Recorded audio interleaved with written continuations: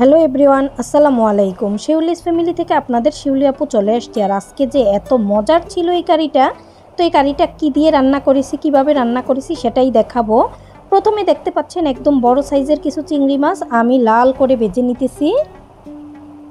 এই যে ভাজা হয়ে গেছে। আর এখন আমি তরকারিটা রান্না করব, তাই কড়াইতে সামান্য তেল দিয়ে দিছি। তেলটা গরম হয়ে গেছে, তারপরে দিয়ে দিলাম বেশ খানিকটা পেঁয়াজ। এখন পেঁয়াজটাও একটু নরম হয়ে গেছে জাল করতে করতে।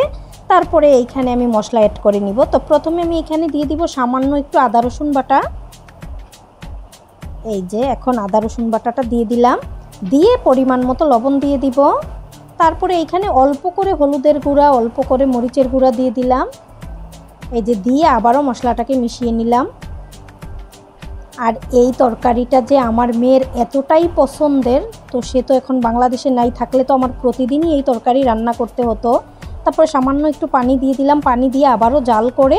আর ওই যে পানির আগে আমি এখানে একটু ভাজা ধনিয়ার গুঁড়া, জিরার গুঁড়ো দিয়েছি। তারপরে এই যে পানিটা শুকিয়ে গেছে, একদম মশলাটা দেখতে পাচ্ছেন তেল বেশি উঠলো। আর এখন আমি এখানে সবজিগুলো দিব। তো ধুন্দুল একদম চাক করে কেটে নিলাম।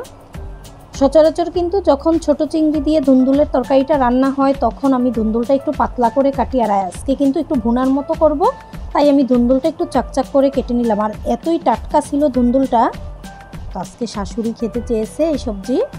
তারপরে এই যে দেখতে পাচ্ছেন ধুন্দুল থেকে কিন্তু আরও পানি উঠে গেছে। কয়েকটা কাঁচামরিচ দিয়ে দিলাম, তারপরে ভেজে রাখা চিংড়ি মাছগুলো দিয়ে দিলাম।